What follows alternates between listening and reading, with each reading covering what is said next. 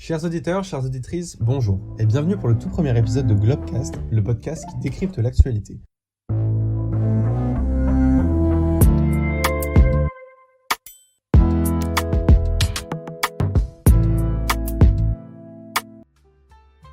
Nous sommes le 22 octobre 2024 et ce mois-ci nous nous rendons dans la Corne de l'Afrique où les lignes géopolitiques sont en train de bouger. Je suis Émile Lecras et pour en discuter nous accueillons aujourd'hui Antonin Villemain. Bonjour et merci d'être avec nous. Bonjour. Le 10 octobre, les ministres des Affaires étrangères égyptiens, somaliens et érythréens se sont rencontrés à Asmara, dans la capitale érythréenne, pour signer un accord de coopération sécuritaire visant à approfondir leurs relations. Une rencontre sans précédent à laquelle n'était pas conviée la principale puissance de la Corne de l'Afrique, ainsi que le deuxième pays le plus peuplé du continent, l'Éthiopie. Cette nouvelle alliance participe à un remodelage des rapports de force et de la géopolitique régionale. Et pour cause, elle réunit pour la première fois 3 pays historiquement en conflit avec l'Éthiopie. Les relations égypto-éthiopiennes sont en effet à leur plus bas depuis plusieurs décennies, en lien notamment avec la construction du barrage de la Renaissance sur le Nil par Addis Abeba, qui est accusé par le Caire de pouvoir nuire à l'approvisionnement hydraulique de l'Égypte. En ce qui concerne la Somalie, celle-ci avait considéré l'accord entre l'Éthiopie et la région séparatiste du Somaliland du 1er janvier 2024, concédant notamment l'accès au port de Berbera et l'établissement d'une base navale éthiopienne sur le golfe d'Aden comme une agression contre son intégrité territoriale et sa souveraineté. Quoi qu'il en soit, au cours de ce sommet, ont été discutées entre autres les questions de la guerre au Soudan, des attaques Houthis en mer Rouge depuis le Yémen, etc. Les 3 pays en ont également profité pour rappeler leur attachement au respect sans équivoque de la souveraineté, de l'indépendance et de l'intégrité territoriale des pays de la région. Ils s'engagent alors, je le cite, à combattre l'ingérence dans les affaires étrangères des pays de la région sous quelque prétexte ou justification que ce soit. Monsieur Villemain, pour commencer, comment pouvez-vous expliquer la montée des tensions que nous observons dans la Corne de l'Afrique ? Vous avez raison de me poser la question de cette façon. En effet, l'accord du 10 octobre intervient dans un contexte très particulier qui est celui d'une crise régionale plus profonde en Afrique de l'Est, crise qui prend ses racines dans une multitude de différends opposant depuis des années l'Éthiopie à ses voisins, mais aussi l'Éthiopie à l'Égypte. Ces 2 pays, aux ambitions régionales opposées, étant en compétition pour la domination au sein de la Corne de l'Afrique. Plusieurs dossiers cristallisent les tensions. Parmi les principaux, il y a d'abord cet accord, le mémorandum d'entente que vous venez d'évoquer, et qui a été signé entre le Somaliland et l'Éthiopie cette année, cédant en effet à l'Éthiopie un droit d'accès à la mer ainsi qu'un port situé dans le territoire contrôlé par les rebelles, le port de Berbera. Donc cet accord constitue, aux yeux du pouvoir somalien, un véritable précédent diplomatique qui pourrait aboutir à la reconnaissance officielle de la province séparatiste du Somaliland dans un futur indéterminé.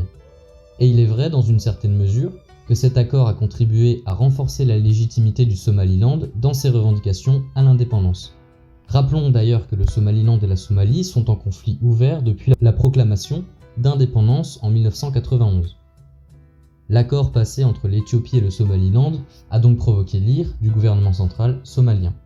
Cet arrangement, comme nous l'avons dit, n'a fait qu'attiser les tensions entre des gouvernements déjà en proie à la discorde, notamment au sujet de la gestion des eaux du Nil, et cela fait maintenant 10 ans que des cycles de négociations se succèdent entre l'Éthiopie, l'Égypte, ainsi que d'autres États de la région, pour savoir ce qu'il convient de faire concernant le grand barrage de la Renaissance éthiopienne. Le 4e cycle de négociations, entamé en décembre 2023, s'est lui aussi achevé par un échec puisqu'aucun accord n'a été trouvé entre les États concernés. Le dialogue a repris en août, sans avancée significative, et sans espoir d'avancement du fait du retrait égyptien du processus de négociation.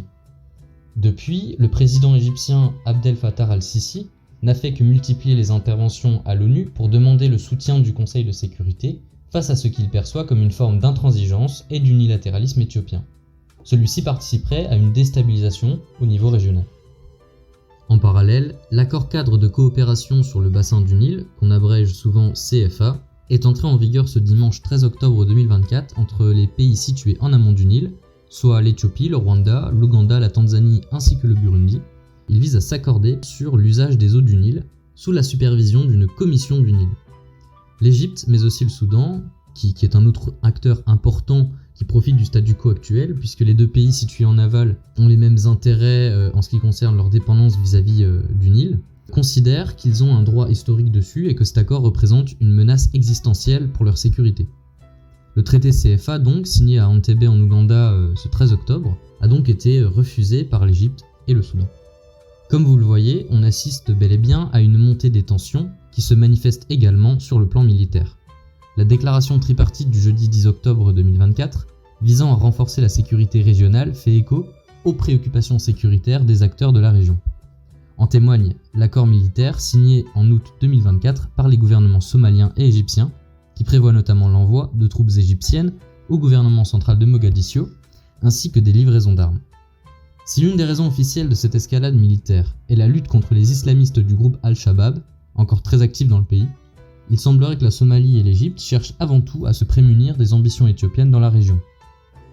Le Caire cherche tout spécialement à garantir son influence particulière dans la mer Rouge ainsi que dans la Corne, et il s'appuie pour cela sur les ennemis, rivaux et concurrents d'Addis Abeba dans le secteur. La Somalie a également cherché à renforcer son arsenal sécuritaire en nouant un partenariat militaire avec la Turquie en février 2024. Ankara, qui coopère déjà avec la Somalie dans de nombreux domaines, s'est ainsi engagé à aider à la sécurisation des côtes somaliennes en fournissant des navires ainsi que des formations. La Corne d'Afrique est un passage crucial pour le commerce mondial, mais également une source importante d'extraction de ressources naturelles. Les termes de l'accord prévoient l'octroi à la Turquie de 3 blocs d'hydrocarbures extractibles. Consciente du risque que pose le déploiement de navires dans les eaux bordant le Somaliland, la Turquie a tenté une conciliation entre les différentes parties se posant donc en médiatrice. Ankara cherche en effet à étendre son influence dans la région et à multiplier les collaborations, notamment dans les domaines énergétiques. En effet, des projets ont été prévus, comme par exemple avec le Niger ou la Libye.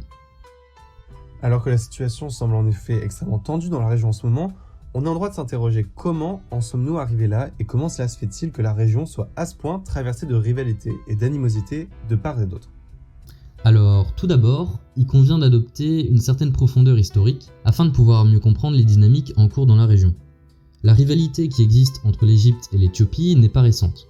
Si on veut, on peut même remonter à l'Antiquité, ainsi qu'aux guerres entre le Kémet d'Égypte, la Nubie, donc la Nubie à peu près l'équivalent du Soudan actuel, ainsi que l'Abyssinie, donc c'est à peu près l'équivalent de l'Éthiopie actuelle, pour en trouver les premières traces. Mais pour partir d'une époque plus récente, il faut rappeler que dès le début du 19e siècle, Mehemet Ali, fondateur de l'Égypte moderne, avait essayé d'envahir les régions situées en amont du Nil et réussi à remonter jusqu'à l'actuel Khartoum. En 1875, Ismail Pacha, donc le petit-fils de Mehemet Ali, envahit l'empire éthiopien. La mer Rouge et le bassin supérieur du Nil ont en effet une importance stratégique et économique pour le pays, mais la guerre s'achève par une défaite égyptienne qui met un frein aux ambitions du pays dans la région. La période de colonisation qui suit voit une accalmie des rivalités, l'Égypte étant passée donc sous la coupe de la Grande-Bretagne en 1882. Ce n'est qu'à partir des années 1950 que l'Égypte puis le Soudan prennent leur indépendance. La République d'Égypte renoue avec ses ambitions modernisatrices sous la présidence de Nasser, comme en témoigne la construction du haut barrage d'Assouan, débuté en 1960. En parallèle, l'Éthiopie de Haïlé Sélassié renforce sa propre place dans le concert des nations en faisant participer son pays activement à plusieurs instances multilatérales telles que l'ONU. Le soutien de l'ONU et le panafricanisme sont alors perçus comme des garanties contre les velléités expansionnistes de ses voisins arabes et somaliens. Les deux pays adoptent dans le même temps deux alignements opposés durant la guerre froide. Nasser se rapproche du bloc soviétique, tandis que Sélassié entretient de bonnes relations avec les grandes puissances occidentales, à commencer par les États-Unis et la Grande-Bretagne. Celui-ci, en contradiction totale avec les principes des coloniaux, brandis officiellement par son pouvoir, s'oppose d'ailleurs au départ d'Égypte de la Grande-Bretagne, redoutant la réapparition d'une menace à sa frontière nord. Il soutiendra également la formation d'un Soudan contre la volonté du Caire de retrouver les frontières d'avant 1882. Enfin, l'église copte d'Éthiopie coupe entièrement les ponts avec le patriarcat d'Alexandrie durant ces années-là, ce qui signale donc le retour d'une double polarisation au niveau régional. En parallèle, le projet de Grande Somalie émerge au sein des partis nationalistes somaliens. Ce projet revendique le rattachement de territoires sous souveraineté éthiopienne mais peuplés de Somaliens, telle la région de l'Ogaden, à une Grande Somalie unifiée dans la Corne de l'Afrique. Le pansomalisme donc est présenté par les dirigeants africains comme une œuvre de décolonisation, et les nationalistes pansomalistes reçoivent notamment l'aide de Moscou, mais aussi du Caire. Dans les années 1970, revirement géopolitique dans la Corne. L'Égypte, désormais dirigée par Sadat, passe à l'ouest. Inversement, l'Éthiopie, qui connaît une révolution populaire en 1974, puis l'installation d'un régime militaire entre 1974 et 1977, passe progressivement à l'est, notamment sous l'impulsion du dictateur Mengistu Haïlé Mariam. Cette même année commence la guerre de l'Ogaden dans la province éthiopienne qui borde la Somalie. Cette fois-ci, les nationalistes somaliens perdent le soutien de l'URSS et finissent par être soutenus par l'Occident et l'Égypte, tandis que l'Éthiopie réussit à obtenir la faveur du bloc soviétique. Une fois encore, les deux pays, Égypte et Éthiopie, sont dans des camps opposés, l'Égypte décidant de soutenir les pansomalistes pour affaiblir son rival éthiopien. À partir des années 90, le régime de la junte militaire tombe en Éthiopie, qui se démocratise, et l'Érythrée, qui était encore sous contrôle d'Addis Abeba, obtient l'indépendance en 1993, après plus de 30 ans de combat contre l'Éthiopie. S'ensuivent plusieurs années d'entente, mais en 1998, nouvelle guerre. L'Érythrée envahit certains territoires éthiopiens, mais son offensive est repoussée et le conflit tourne en sa défaveur. En 2000, la paix s'installe entre les deux pays au profit de l'Éthiopie, qui bénéficie alors d'un important rayonnement diplomatique.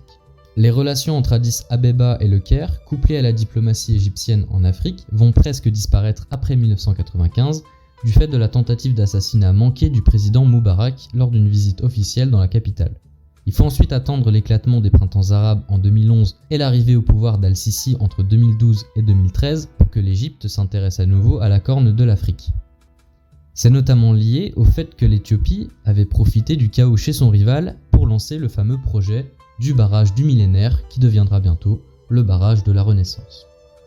Vieux projet en réalité, l'Égypte y avait été opposée pendant des décennies. 10 ans plus tard, et après un bras de fer diplomatique riche en rebondissements, pendant lequel l'Égypte a tout fait pour faire valoir ses droits sur le fleuve et empêcher l'Éthiopie de faire aboutir la construction du barrage, les deux pays sont entrés dans une phase de refroidissement des relations. En effet, au début des années 2020, le remplissage du barrage commence à être réalisé et le barrage est mis en service à partir de février 2022, et il commence à produire de l'électricité à ce moment-là. Et ce, aux grandes dames de l'Égypte, si vous me passez le jeu de mots. Ainsi, si l'on remonte dans le temps, on comprend beaucoup mieux pourquoi les relations entre l'Égypte et l'Éthiopie sont si compliquées. Alors on le comprend, le barrage de la Renaissance construit par Addis Abeba est un véritable point rouge pour le Caire. Quels sont selon vous les véritables enjeux que soulève cette infrastructure pour la région ? Alors, pour répondre à votre question, tout d'abord l'Égypte est confrontée à une insécurité alimentaire et hydrique croissante, situation qui a vocation à empirer avec la croissance démographique ininterrompue du pays. Le fleuve est donc d'importance capitale pour l'Égypte, pour des raisons à la fois symboliques, Hérodote disait de l'Égypte que le pays était un don du Nil, mais surtout pour des raisons pratiques. La civilisation égyptienne s'est en effet construite autour du Nil, unique source de vie dans une région aride. À tel point d'ailleurs que le calendrier égyptien a été pensé autour des cycles du Nil, cycles qui rythmaient les cultures et la fertilité des terres. Historiquement, les baisses de niveau du Nil ont toujours donné lieu à des périodes de disette comme celle décrite sur la fameuse stèle de la famine d'Assouan, laquelle faisait référence à une période de 7 ans durant laquelle les récoltes auraient été calamiteuses et auraient engendré une famine exceptionnelle à l'époque. Conséquence donc de cette dépendance, le Nil est aussi la grande faiblesse de l'Égypte. L'agriculture, qui repose entièrement sur les irrigations du fleuve, est le secteur clé de l'économie. 30% de la population active en vit, et l'histoire égyptienne regorge d'inventions et grands projets d'infrastructure qui ont pour objet de maîtriser le courant. Pléthore de barrages ont été réalisés, à l'instar du Old Dam, financé par les Anglais au tournant du XXe siècle, ou encore de celui d'Owen Falls, en Ouganda. Insuffisant, c'est finalement le haut barrage d'Assouan, initié par Nasser dans les années 50, qui doit permettre d'enfin maîtriser le flux de ce fleuve vital pour la population. Des enjeux énergétiques se sont de plus ajoutés aux besoins alimentaires. La construction du haut barrage d'Assouan en 1960 a par exemple permis de réduire la dépendance énergétique de l'Égypte en produisant 10 à 20% de l'électricité du pays. Dépendante du flux du Nil, l'Égypte l'est donc aussi des populations situées en amont du fleuve et qui peuvent en contrôler le débit. Près de 80% du trajet du fleuve est effectué en amont des frontières égyptiennes. Or, l'Éthiopie, traversée par un des affluents principaux, le Nil bleu, qu'il nomme la baie, a elle aussi des besoins énergétiques croissants. Le pays a connu une phase de croissance rapide malgré un taux de pauvreté qui reste toujours élevé. Surnommé le tigre africain, l'Éthiopie a rejoint les BRICS en 2024 et ne compte pas s'arrêter sur sa lancée. Le Nil représente donc une ressource naturelle en électricité importante pour un pays en voie d'urbanisation dont les besoins sont croissants. Dans un contexte où le réchauffement climatique pourrait accentuer encore davantage les difficultés en lien avec la gestion des eaux du Nil, on comprend que ce dossier soit un sujet de dispute potentiellement violent. Le Nil est donc devenu pour l'Égypte une question de sûreté nationale. Un accident sismique ou autre serait une catastrophe pour les plaines égyptiennes et pour sa population. Le risque d'instrumentalisation du Nil au gré des intérêts politiques n'est pas à écarter donc, notamment au vu des nombreux points de discorde qui rythment déjà les relations des États de la Corne de l'Afrique. La crise du canal de Suez de 1956 a déjà montré la façon dont les puissances peuvent utiliser leur levier de pression dans les contextes de tensions internationales. Mais cette fois-ci, ce n'est pas l'Égypte qui en possède les clés. À ce rapport de force politique s'ajoute un poids symbolique pour deux des principales puissances du continent, en proie à une rivalité historique, comme évoqué précédemment. Toutes deux ont des velléités d'expansion et de domination, se présentant comme leaders du continent africain sur la scène internationale. Il y a une compétition pour apparaître comme la puissance régionale sur le plan militaire mais aussi économique, puisque l'Éthiopie et l'Égypte ambitionnent toutes deux de jouer un rôle plus important dans le commerce qui passe par la mer Rouge et le golfe d'Aden. Il faut rappeler que cette opposition recoupe des clivages religieux, l'Égypte étant majoritairement musulmane et faisant partie de la Ligue arabe, tandis que l'Éthiopie est un État subsaharien à majorité chrétienne. Alors le 1er janvier 2024, l'Égypte et l'Éthiopie rejoignent les BRICS. Pourtant, on le voit, les relations ne cessent de se dégrader entre les deux pays. Avec ce nouvel accord tripartite entre Mogadiscio, Asmara et Le Caire, cette tendance va en s'empirant. Pourriez-vous d'ailleurs nous en dire plus concernant les grandes dynamiques à l'œuvre au sein des sociétés de la Corne de l'Afrique et leur impact dans les évolutions géopolitiques récentes, notamment du point de vue éthiopien ? Comme vous venez de l'évoquer, l'Égypte et l'Éthiopie ont tous deux rejoint l'organisation des BRICS l'année dernière à la suite de négociations au sein du club des pays émergents. De toute évidence, cela s'inscrit dans un mouvement assez large d'affirmation du monde en développement, tout du moins d'affirmation des pays les plus avancés sur la voie du développement, comme le sont en Afrique l'Éthiopie ou bien l'Égypte. Alors que nous observons dans la Corne de l'Afrique des sociétés extrêmement dynamiques du point de vue économique aussi bien que démographique, les États connaissent des défis gigantesques pour le développement et la stabilisation de leur régime. L'enrichissement relatif vécu par un pays tel que l'Éthiopie depuis quelques années provoque des vents contraires. D'un côté, le pays pèse effectivement de plus en plus sur le plan économique, dans le commerce régional, et se veut être une puissance motrice dans la région qui cherche à améliorer son accès à la mer et donc aux routes commerciales, afin d'écouler sa production, laquelle va croissante. Je rappelle que l'Éthiopie l'année dernière c'est 8% de croissance. Mais de l'autre, les inégalités socio-économiques s'accroissent et provoquent des tensions internes qui vont elles aussi croissantes, du fait que certaines régions et certaines ethnies sont plus ou moins favorisées que les autres dans ce processus de développement. Rappelons que l'Éthiopie connaît depuis fort longtemps des divisions importantes sur le plan ethnique, entre les Oromos, l'ethnie actuellement dominante, les Amaras, les Tigréens mais aussi les Somaliens d'Éthiopie dans l'Ogaden. Pour le pouvoir central, l'enjeu est donc de sortir des guerres internes par le haut, en développant un sentiment national éthiopien fort, quitte à provoquer ce faisant des tensions avec certains voisins arabisants, tels la Somalie ou bien l'Érythrée. Il faut dire également que l'Éthiopie, deuxième pays le plus peuplé d'Afrique, est un pays où la majorité de la population est jeune, voire très jeune. La catégorie la plus nombreuse étant celle des moins de 20 ans, si on regarde la pyramide des âges. Et que ça a un effet important sur la manière dont la société éthiopienne évolue politiquement. On le sait tous, la jeunesse est associée à la vitalité et à l'effervescence politique. La jeunesse est bien souvent revendicative, et dans le contexte éthiopien, c'est de revendications soit identitaires et ethniques, soit nationales dont il s'agit, mais aussi de revendications modernisatrices, notamment portées par la jeunesse urbaine. D'où le renforcement d'une politique à la fois développementaliste et nationaliste à l'initiative du pouvoir central de Addis Abeba, lequel cherche à empêcher la radicalisation des plus jeunes vers le militantisme ethnique en leur proposant un projet plus mobilisateur. Afin d'atteindre cet objectif de renforcement de l'identité nationale, on va développer des narratifs inspirés de l'histoire longue du pays, dans l'espoir de sécréter un peuple partageant les mêmes références et les mêmes revendications. Et effectivement, les revendications d'accès à la mer, mues avant tout par les besoins économiques du pays, coïncident avec un narratif sur le droit naturel de l'Éthiopie à pouvoir atteindre la mer Rouge et l'océan Indien. De fait, l'Éthiopie a quelquefois eu accès à ces eaux dans son histoire et elle ne manque pas de le souligner. Un autre facteur important de cette évolution politique de l'Éthiopie, c'est le développement urbain, et notamment celui de la capitale éthiopienne Addis Abeba elle-même, qui va de pair avec le développement de plus en plus accentué d'une administration d'État qui aspire à la centralisation du pays et à l'effacement des particularismes ethniques. Ce modernisme des villes, qui s'affirme avec le développement des classes moyennes urbaines, tire le pays tout entier vers le développement et l'accumulation de puissance. Il est aisé de comprendre que dans de telles circonstances, un grand projet national tel que le barrage de la Renaissance soit si important pour le pouvoir central. À lui seul, le barrage incarne la volonté de modernisation et de développement de la capitale. Il est également aisé de comprendre pourquoi ce pays était un candidat parfait pour rejoindre les BRICS en 2023, puisqu'il coche effectivement toutes les cases de l'organisation. En ce qui concerne l'Égypte, celle-ci est dans une situation assez comparable mais subit des contraintes beaucoup plus lourdes en général. De fait, la démographie est tout aussi dynamique pour l'Égypte que pour l'Éthiopie. C'est cette fois-ci beaucoup plus une faiblesse qu'une force pour le pays. En effet, à l'origine des printemps arabes de 2011, c'était notamment la question des prix à la consommation des denrées alimentaires, et plus de 10 ans après, la problématique alimentaire reste entière en Égypte, qui importe déjà une grande quantité de nourriture depuis l'étranger. Si le gouvernement d'Al-Sisi essaye par tous les moyens d'augmenter la part de terres arables en Égypte, ces efforts n'ont pour le moment pas eu beaucoup de succès. En réalité, l'Égypte a même commencé à perdre de la surface cultivable à cause du réchauffement climatique et aussi de la salinisation du delta du Nil.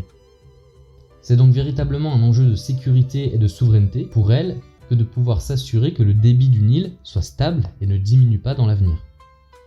Toute diminution en effet du débit peut avoir des conséquences dramatiques en aval pour l'irrigation et l'agriculture égyptienne. Et c'est sans évoquer la question du stress hydrique et du manque d'eau potable en Égypte en général. D'où la très forte susceptibilité de la diplomatie du Caire concernant le barrage de la Renaissance. De ce fait, on comprend beaucoup mieux pourquoi l'Égypte, face à de tels enjeux, cherche désormais à exercer une pression gigantesque sur l'Éthiopie, même si pour l'instant cette dernière a réussi à trouver des soutiens nombreux sur le dossier de la gestion de l'eau, par exemple le Kenya, l'Ouganda, le Burundi. L'un des gros avantages de l'Égypte cependant, c'est son accès facile à la mer qui lui permet d'avoir accès au commerce international, ainsi qu'à des revenus grâce au transit de marchandises qui passent par le canal de Suez, malgré les attaques réalisées par les Houthis du Yémen depuis un an. En étendant son influence dans la Corne de l'Afrique, l'Égypte cherche en effet à préserver son avantage maritime et commercial, ainsi qu'à sécuriser ses approvisionnements en ressources, et notamment en ressources alimentaires. Et puis de façon générale, avoir de telles ambitions géopolitiques permet aussi au régime militaire de pouvoir faire diversion afin de détourner l'animosité des Égyptiens vers la Corne de l'Afrique. Ainsi, nous voyons que la situation régionale est profondément façonnée par les évolutions économiques et sociales des pays de la région, lesquels ont des intérêts et des contraintes propres aux pays en développement et aux puissances émergentes, et qui trouvent donc dans le nationalisme le moyen de canaliser les vents contraires qui sont agités en leur sein. Très bien, et comment l'Éthiopie a-t-elle réagi à cet accord qui contribue, sans la nommer expressément, à l'isoler sur la scène régionale? Y a-t-il éventuellement eu d'autres réactions internationales? Tout ce que l'on sait pour le moment, c'est que les médias pro-éthiopiens ont tout fait pour accuser l'Égypte de déstabilisation dans la région. Rappelons que du côté éthiopien, le narratif général sur lequel s'appuie Addis Abeba pour défendre ses revendications, qu'elles soient en lien avec le barrage de la Renaissance ou avec sa volonté d'accéder à la mer, c'est celui du droit des peuples au développement, ainsi que de l'égalité des peuples face au développement. Les médias, mais aussi les représentants éthiopiens, à commencer par Abiy Ahmed lui-même, Premier ministre éthiopien, parle en permanence de développement pacifique sur un mode qui fait d'ailleurs beaucoup penser à la diplomatie chinoise. Pour Addis Abeba, la coalition qui est en train, semble-t-il, de se constituer contre elle avec l'Égypte, la Somalie et l'Érythrée, est perçue comme une forme de complot contre le développement et le progrès régional, et comme un acte belliqueux qui pourrait provoquer des tensions regrettables dans le futur. Cependant, il est clair que sa responsabilité dans la montée des tensions est pleine et entière, du fait de son initiative en janvier dernier de traiter unilatéralement avec un État non reconnu par la plupart des acteurs de la région, particulièrement la Somalie, à savoir le Somaliland. En faisant cela, Abiy Ahmed a déclenché un mécanisme classique dans les relations internationales, qui est celui de l'équilibre des puissances, qui énonce que toutes les puissances qui se sentent menacées commencent à former des ententes militaires et sécuritaires défensives pour contenir la menace. Il semble que dans le cas qui nous intéresse, celui du mémorandum d'entente avec le Somaliland, l'Éthiopie ne soit pas tout à fait en position de force. Celle-ci a jusqu'à la fin de l'année pour mettre fin à cet accord, sinon l'Égypte a déclaré qu'elle enverrait effectivement des milliers de soldats en Somalie pour remplacer les troupes éthiopiennes dans la lutte contre le terrorisme, ce qui serait extrêmement dangereux pour l'Éthiopie, qui aurait désormais des troupes rivales à sa frontière sud, frontière particulièrement sensible du fait que la région de l'Ogaden est peuplée par des Somaliens, dont une partie cherche l'indépendance et le soutien d'une puissance étrangère. Donc de façon plus globale, l'accord tripartite a été perçu par l'Union africaine comme un pas de plus vers l'escalade militaire. Et certains observateurs ont fait remarquer que l'Égypte pourrait dans l'avenir permettre à la Somalie de rétablir son autorité sur le nord du pays, donc le Puntland, voire sur le Somaliland lui-même. Mais enfin ça reste à voir. En ce qui concerne les Occidentaux, ceux-ci ont davantage pris position en faveur de l'Égypte et ont très souvent condamné l'Éthiopie pour des raisons multiples. Les États-Unis ont très mal pris par exemple la politique ethnique extrêmement violente de Abiy Ahmed, et notamment l'atteinte aux droits de l'homme dans le pays. De plus, les Occidentaux ont besoin de l'Égypte dans divers dossiers, tels que celui de Gaza ou celui du Yémen. Et enfin, il existe une méfiance quant aux ambitions de l'Éthiopie en général. On pense que ce pays est un des plus favorables à la Chine dans la Corne de l'Afrique, et qu'il constitue un facteur négatif pour l'intérêt occidental. Il y a tout de même quelques exceptions. Tout d'abord, bien qu'opposés aux actions de l'Éthiopie au Somaliland, les autres acteurs du Nil sont méfiants vis-à-vis de l'Égypte. Et par exemple, l'Ouganda a exprimé ses réticences à l'idée d'avoir des troupes égyptiennes en Somalie, notamment par peur qu'une percée des terroristes d'Al-Shabaab fasse plonger la région dans un cycle de violence encore plus profond. Par ailleurs, les États du Golfe, comme les Émirats, cherchent aussi à développer leurs intérêts portuaires dans la Corne de l'Afrique, et ils estiment que soutenir l'initiative éthiopienne pourrait constituer un précédent intéressant pour leurs intérêts. Du point de vue des BRICS, c'est très compliqué, car les deux pays rivaux sont désormais membres à part entière de l'organisation, et donc cette dernière ne peut pas vraiment se prononcer à ce titre. Enfin, le représentant spécial par intérim du secrétaire général de l'ONU a bien évidemment appelé à une baisse des tensions, dénonçant l'escalade militaire dans la Corne et pointant du doigt en particulier le mémorandum et donc la responsabilité éthiopienne. Alors pour terminer, Monsieur Villemain, peut-on s'attendre véritablement à un embrasement régional ? Comment voyez-vous l'évolution de la situation d'un point de vue pragmatique ? Alors, c'est très difficile à dire. Pour vous répondre, je vais mettre en lumière quelques points saillants qui peuvent éclairer notre jugement. Tout d'abord, l'Égypte est dans une situation intérieure plus que précaire à cause de la surpopulation de ses villes, des problèmes d'approvisionnement en eau et nourriture, mais aussi à cause de la corruption et du type de régime. Ensuite, celle-ci est déjà impliquée comme intermédiaire dans divers conflits régionaux tels que celui à Gaza, celui au Soudan, celui au Liban et celui au Yémen. Ces dossiers sont déjà assez lourds et chacun des conflits se situe plus ou moins aux frontières de l'Égypte ou bien dans la mer Rouge qui est en partie un lac égyptien. L'Égypte n'a donc pas nécessairement envie de se lancer dans une véritable guerre de proxy en Somalie contre l'Éthiopie. De la même manière, les États-Unis et l'UE ont déjà beaucoup d'autres problèmes plus urgents à régler que celui-ci pour le moment. C'est pourquoi nous devons peut-être nous attendre à une sorte de paix armée dans la région, avec tout d'abord effectivement une militarisation accrue des frontières, mais aussi des levées de sanctions économiques, des manœuvres diplomatiques pour faire intervenir des puissances externes, et des tentatives d'ingérence dans les affaires internes des pays, notamment du côté des pays de l'accord tripartite, qui peuvent avoir intérêt à ce que l'Éthiopie soit occupée, à régler ses propres différends internes sur le plan ethnique. Pour le moment, aucun pays ne semble vraiment dans la nécessité de battre en retraite. Donc le statu quo semble être inévitable, tout du moins jusqu'à ce qu'un gouvernement change de stratégie à la suite d'une élection, d'un renversement de pouvoir ou d'un événement imprévisible quelconque, comme un assassinat d'un chef d'État par exemple. Il est toutefois possible que je me trompe et que certains gouvernements soient moins raisonnables que cela en décidant d'agir de façon aventureuse, de façon préventive, en lançant les hostilités. Cela pourrait venir de l'Éthiopie si par exemple l'Érythrée approfondissait de trop ses relations avec les groupes armés du Tigray, mais cela pourrait aussi venir des groupes armés eux-mêmes.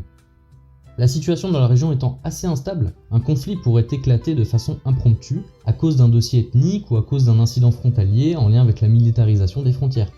Nul n'est capable, au stade où nous en sommes, de prédire si de tels scénarios sont véritablement probables.